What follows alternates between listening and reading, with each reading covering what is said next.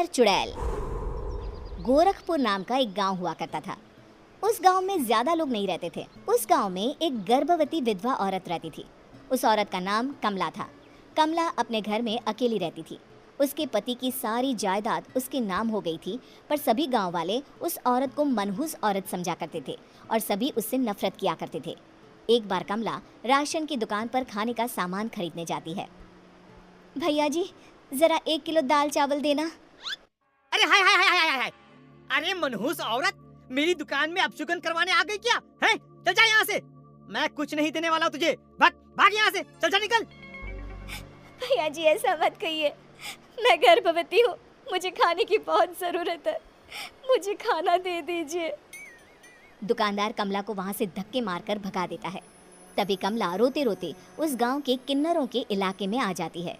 गांव वाले किन्नरों को उसी इलाके में रखा करते थे, क्योंकि वो लोग किन्नरों को पसंद नहीं करते थे और उनके इलाके में रहने से मना करते थे।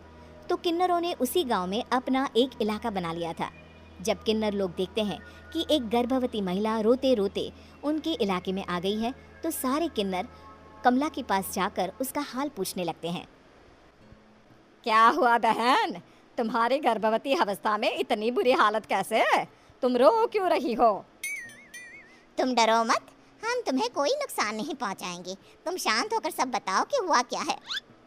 मैं कमला हूँ, मैं गांव के दूसरे इलाके से आई हूँ। 2 महीने पहले ही मेरे पति की मौत हुई है। मुझे गांव के लोग मनहूस मानते हैं, क्योंकि मैं विधवा हूँ और गर्भवती भी। वहाँ के लोग मुझे खाने के लिए कुछ बेचने के लिए भी तैयार नहीं, जिससे मेरा गुजारा नहीं हो रहा था। कोई बात नहीं कमला, हम तुम्हारा ख्याल रखेंगे।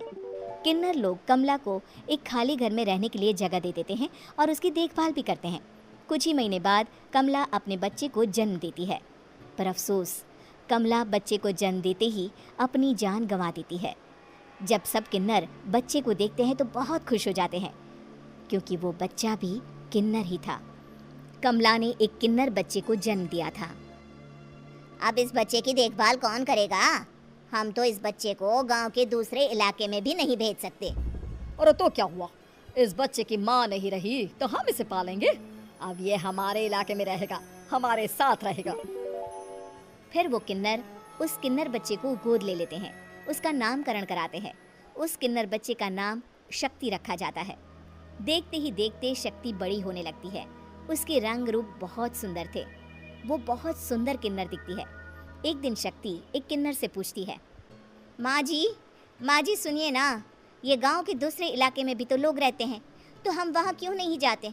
हम उनसे अलग क्यों रहते हैं? शक्ति, क्योंकि वो लोग हमारे जैसे नहीं, वो लोग हमें पसंद नहीं करते, इसीलिए हम उनसे अलग रहते हैं। क्यों? वो हमें क्यों पसंद नहीं करते?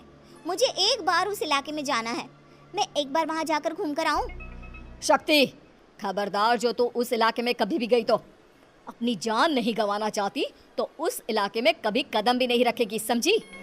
इतना कहकर वो किन्नर वहाँ से चली जाती है। शक्ति उस किन्नर की बात सुनकर बहुत रोती है। माँ जी ऐसा कैसे कह सकती हैं? उन्होंने इतनी सी बात के लिए मुझे इतना डांटा। अब तो मैं उस इलाके में ज़रूर जाऊंगी। फिर एक दिन शक्ति गांव के दूसरे इलाके में चुपके से जाती है। ये लोग तो हमारे जैसे ही इंसान हैं, तो ये हमसे नफरत क्यों करते हैं?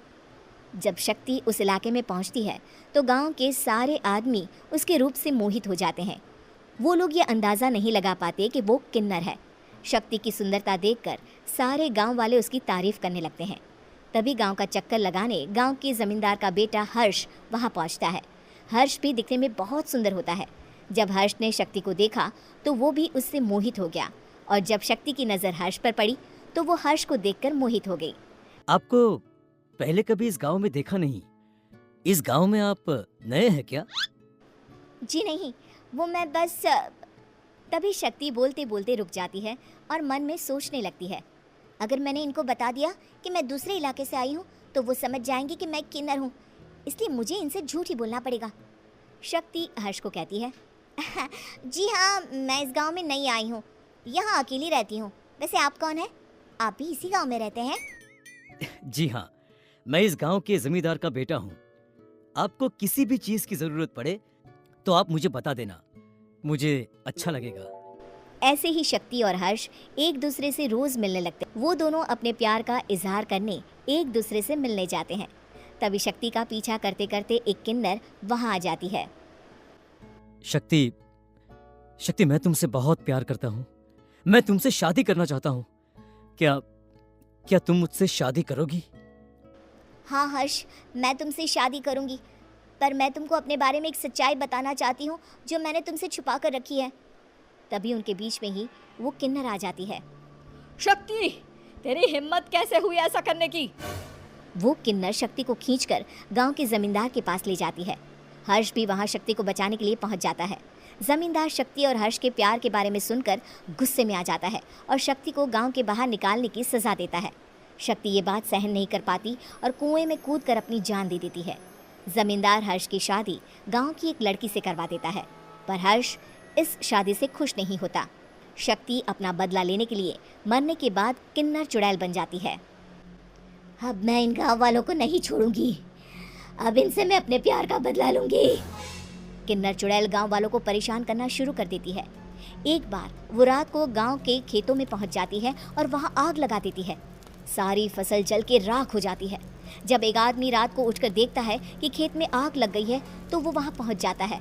वो देखता है कि खेतों के बीचों बीच एक किन्नर चुड़ैल खड़ी है और वहां खड़े होकर ताली बजा रही है।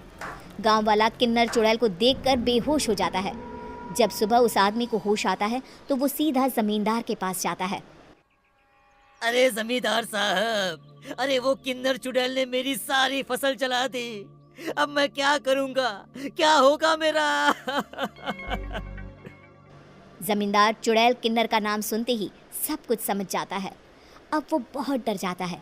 उसी रात को जब जमींदार डर के मारे अपने कमरे में सो नहीं पाता, तभी वहां अचानक से किन्नर चुड़ैल आ जाती है। किन्नर चुड़ैल जोर जोर से जमींदार के आगे खड़ी होकर हंसने लगती है और ताली बजाने लगती है।